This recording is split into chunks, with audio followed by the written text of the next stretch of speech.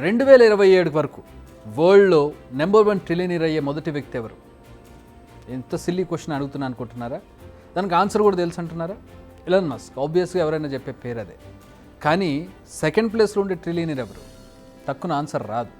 But అది మన ఇండియనే ఆ సెకండ్ ప్లేస్లో ఉంటాడని చెబుతున్నాయి అనేక రిపోర్ట్స్.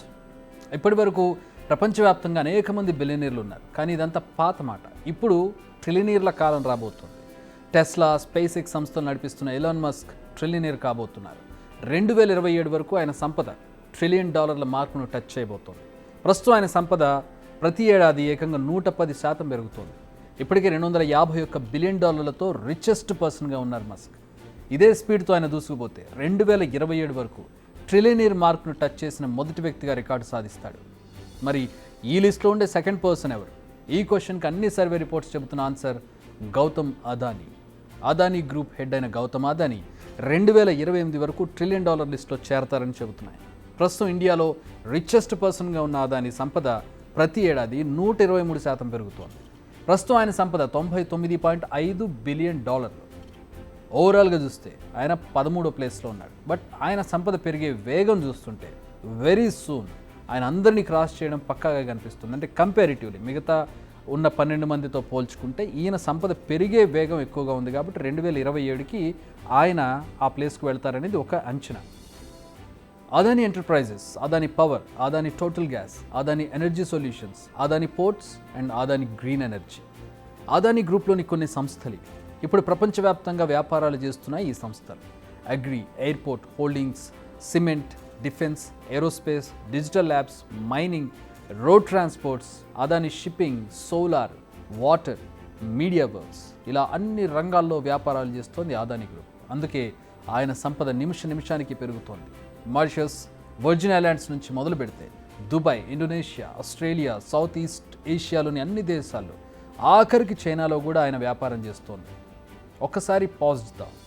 ఇక్కడ చిన్న కాంట్రవర్సీ ఉంది, దాని గురించి తెలుసుకోవాలి మనం. అదానీ గ్రూప్ చైనాలో బిజినెస్ చేయడంపై ఇప్పుడు కాస్త కాంట్రవర్సీ ఏర్పడింది. మనం చైనాకు చెందిన అనేక కంపెనీలను ఇండియాలో బ్యాన్ చేస్తాం. అలాంటి చైనాలో అదానీ గ్రూప్ వ్యాపారం చేయడం ఏంటన్నది ఇప్పుడు వివాదం. అదానీ ఎనర్జీ రిసోర్సెస్ షాంఘై కో పేరుతో ఓ కంపెనీని రిజిస్టర్ చేసింది. Supply chain solutions and project management సర్వీసులను అందించనుంది అదానీ గ్రూప్. అయితే సింగపూర్ కేంద్రంగా పనిచేస్తున్న అదానీ గ్లోబల్ పేట్ సబ్సిడరీ పేరుతో ఈ కంపెనీని ఏర్పాటు చేసింది. అయితే ఇంకా ఎలాంటి ఆపరేషన్స్ను ప్రారంభించలేదు.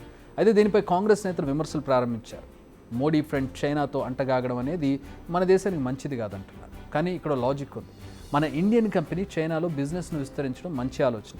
ఇప్పటి వరకు మన దేశ సంపదను చైనా తరలించుకు వెళ్ళింది తప్ప ఆ దేశం నుంచి మనం పొందిన లబ్ధి అయితే ఏం లేదు. సరే, బ్యాక్ టు ట్రిలియనీర్ ఇష్యూ. మొత్తానికి అదానీ ట్రిలియనీర్గా మారే అవకాశాలు ఎక్కువగా ఉన్నాయి. మరి మన ఇండియా నుంచి మరి ఎవ్వరూ లేరా? ఎందుకు లేరు? ఉన్నారుగా మన Mukesh Ambani. Top 10 trillionaire top 10 లిస్ట్లో అంబానీ పేరు ఖచ్చితంగా ఉంటుందని అంచనా. రిలయన్స్ ఇండస్ట్రీస్కు అధిపతిగా ఉన్న అంబానీ ట్రిలియనీర్ లిస్ట్లో 8వ ప్లేస్లో ఉంటారని అంచనా. ప్రస్తుతం ఆయన సంపద ఏడాదికి 28% పెరుగుతోంది. 2033 వరకు ఆయన ట్రిలియనీర్ లిస్ట్లో చేరతారని తెలుస్తోంది. ఇక వీరు కాకుండా Jensen Huang, Pangestu, Bernard, Mark Zuckerberg, Phil Knight, Michael Dell, Steve Ballmer ఇలా టాప్ లిస్ట్లో చోటు దక్కించుకోవడం ఖాయమని తెలుస్తోంది వీరంతా. నిజానికి ఇంతకాలం ఒక కంపెనీ మార్కెట్ క్యాపిటల్ మాత్రమే $1 ట్రిలియన్ ఉండేది. కానీ ఇప్పుడు ఏకంగా ఒక వ్యక్తి సంపద $1 ట్రిలియన్ ఉండడం అనేది మామూలు విషయం కాదు. ప్రస్తుతం మైక్రోసాఫ్ట్ $3.3 ట్రిలియన్ మార్కెట్ క్యాపిటల్ వాల్యూతో టాప్ ప్లేస్లో ఉంది కంపెనీ. ఆ తర్వాత Apple, Alphabet, Amazon, Saudi Aramco, Meta ఇలా ఉన్నాయి. ఇంకొన్నేళ్లలో వీటిని మించేలా వ్యక్తిగత సంపద ఉంటుందేమో. You have to wait and see.